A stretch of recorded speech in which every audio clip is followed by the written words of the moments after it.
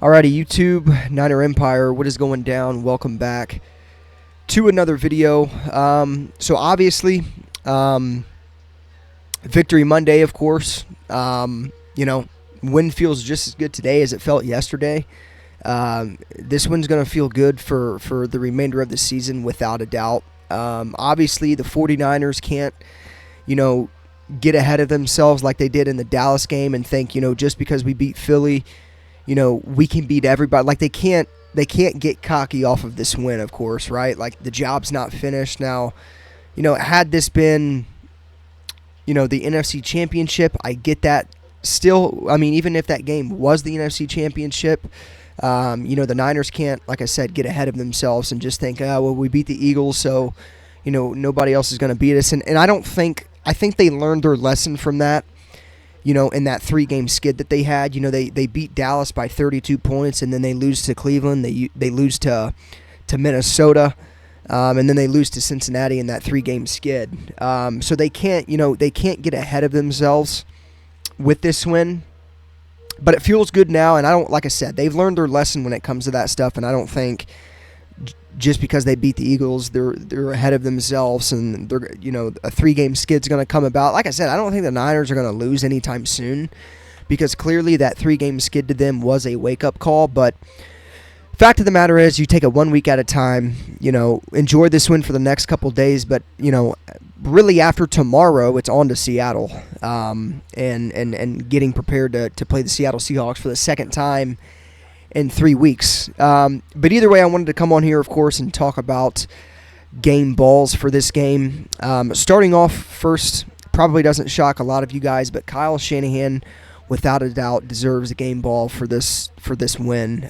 His ability to adapt and make key adjustments with the 49ers offense, and then not only that, but his play calling ability yesterday to hang 42 points up on one of the, if not the best team in the NFL.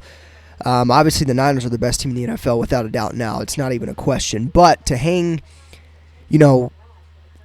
42 points up on a team that had the best record in the NFL is very impressive. And it doesn't, it surprises me that the game was as much as it, or how it was a blowout. Like, I'm surprised that it honestly was a blowout, but at the same time, I'm not, because it doesn't shock me that the Niners hung up 40 points on that Eagles defense. The Eagles defense is not, it's overrated, to be completely honest.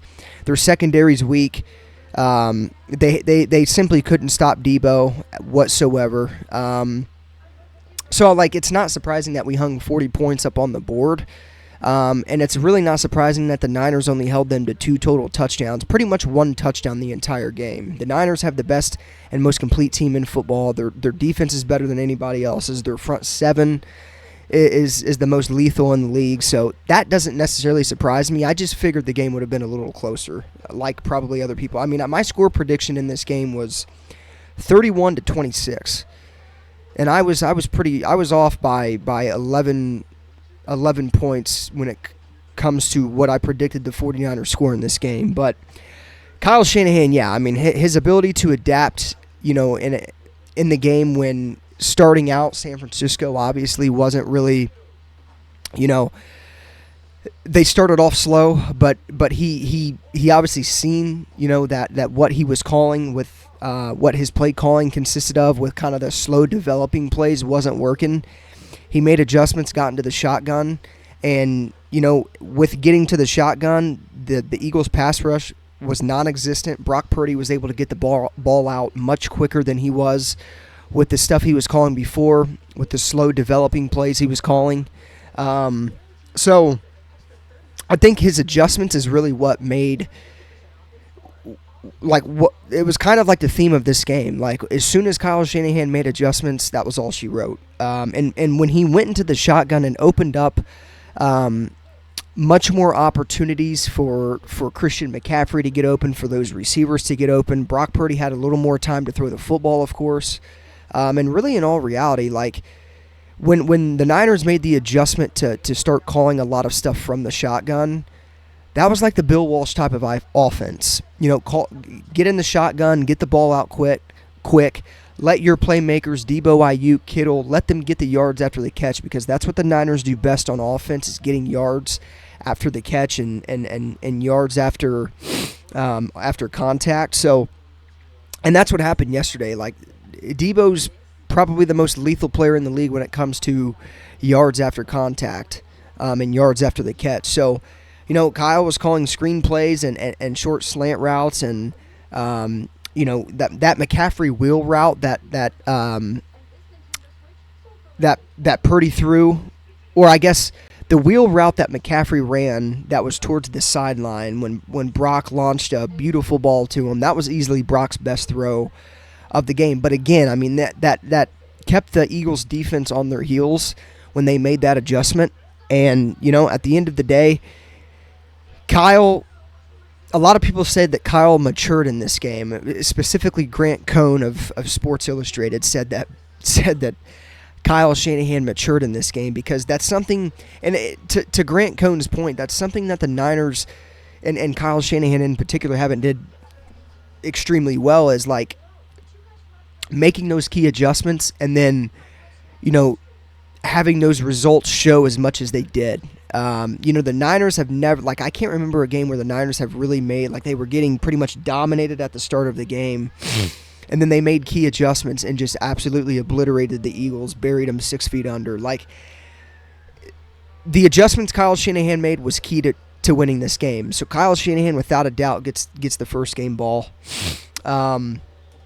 Number 2, obviously, is Debo Samuel, without a doubt. The guy just simply went off. He had a rushing touchdown. He had 2 receiving touchdowns. Both of his receiving touchdowns were from out long. 44-plus yards on both of his receiving touchdowns. He had, I believe, like a 20, 30-yard rushing touchdown as well. I want to say he was like well over 130 yards total for this game. Debo talked the talk and walked the walks. Simple as that. The Eagles cannot guard him. They had no answer for him. They couldn't tackle him. They were scared of him. Debo was one of the 49ers players that was real vocal about the outcome of that NFC Championship game. He called James Bradbury trash. He said if Brock Purdy, was playing last year the entire game, that it would have been a blowout. And to be completely honest, he was right. And Debo can talk shit whenever he wants to whoever he wants. So Debo, without a doubt, was the best player on the field yesterday for both teams. Debo gets game ball number 2. I mean, it's not surprising either. Like, Debo, it's one of these things that he doesn't do this consistently, of course, because there's simply just too many mouths to feed. But Debo has games like this more often than not. And, I think he's, without a doubt, one of the best football players in the NFL. Ayuk, I think, is definitely, and I'm not taking anything away from Debo Samuel, but when you look at wide receivers, like, you can easily make the argument that Brandon Ayuk is probably the most complete 49ers wide receiver that they have. But when it comes to in terms of football player, all-around football player, there's not a lot of people better than Debo Samuel in the NFL. He's an elite runner of the football. He's dangerous with the ball in his hands. He's very physical. He's got pretty good route running as well for the most part. I think that's something that he's kind of improved on over the past couple years. So Debo, without a doubt, gets game ball number 2, and then game ball number 3. I think it's tough with these game balls, and I said this in last week's game ball video, and it's tough to give out game balls when the team plays so well like they did yesterday, because there's so many different players, maybe even coaches, that you can give the game ball to. But I think I'm going to stay in the coaching staff and go with Steve Wilks. Steve Wilks was unbelievable yesterday. Steve Wilks was one of the guys that was getting a lot of heat. I was giving him heat, I'm not going to lie, after that 3-game skid that the Niners had. Steve Wilks has been extremely, extremely efficient over this past month of football. He's adjusted the coverages. He's made adjustments to where the pass rush is seemingly getting home now. He's been very involved with the players on the sideline, I can tell.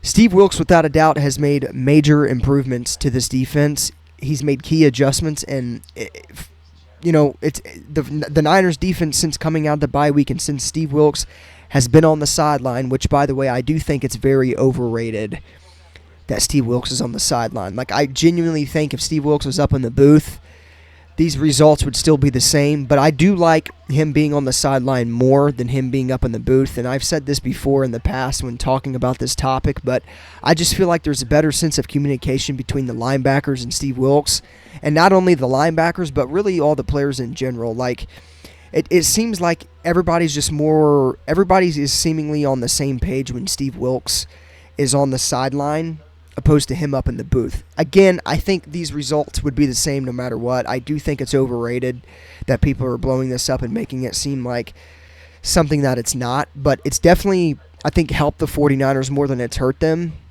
and I would expect Steve Wilks to be on the field for the remainder of the season without a doubt. So Steve Wilks, I think, gets game ball number 3. Now, I'm not going to lie, it hurts me so much to say that Brock Purdy wasn't a game ball today, or yesterday. I think really you can go either way. Brock Purdy, Steve Wilks. I know some people would even give the game to Charvarius Ward. A.J. Brown had a lot of yards yesterday, but Charvarius Ward stepped up in the red zone big time when it was needed most.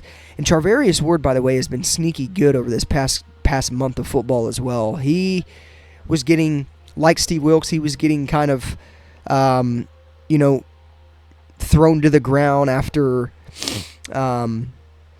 some struggling performances, in that Minnesota game and in the Cincinnati game. But Charvarius Ward, that guy has been locking up premier wide receivers. And I'm not going to say he locked up A.J. Brown, because A.J. Brown did get his yards, but he did lock up A.J. Brown in the red zone when it mattered most. So, but you could give one to Charvarius Ward, but I definitely think without a doubt that third game ball goes to either Brock Purdy or Steve Wilks. But I think the edge is on Steve Wilks just because of how explosive that Eagles offense has been and what he was able to do early on in the game with his defensive play calling and holding Philadelphia to those 2 field goals instead of, letting them get those 2 touchdowns. So I'd give it to Steve Wilks, but I definitely think you couldn't go wrong with Brock Purdy. Like, there's a lot, like Brock Purdy you could argue that he could get that over Steve Wilks. I still don't think you can argue Kyle Shanahan or Deebo Samuel. Those guys were insane yesterday, and even Brock Purdy was too. But, Brock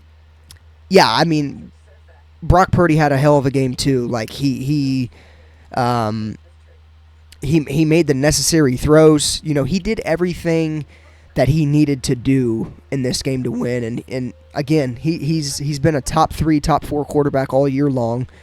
He's front runner now to win the MVP, which I'm going to be uploading another video talking about that as well. So, again, you can give it to Brock Purdy or Steve Wilks, I think, in my opinion. I think Fred Warner was also very, very good yesterday, which I can give the game ball to Fred. You can give the game ball to Fred Warner every single week, every single game. What Fred Warner does not surprise me whatsoever. Like, most complete linebacker in football. He's great in coverage. Nobody covers like Fred Warner does in coverage. So you could definitely give one to Fred Warner as well. But again, I think all in all, Deebo, Shanahan, Steve Wilks, both coaches called hell of games. They both, Kyle Shanahan in particular made key adjustments for the Niners to get on a roll and get into a rhythm on offense. And then Deebo was the best player on both teams yesterday. So, so I would say those 3 guys get game balls for this game. But again, like I said, man, you can't, you could easily say Brock Purdy over Steve Wilks, but, it is what it is. I mean, at the end of the day, that the whole team gets game balls. But in particular, I think Steve Wilks, Kyle Shanahan, and Deebo Samuel were the best 3 guys on the 49ers yesterday. So, that being said, as always, go Niners, and I'll see you guys in the next one.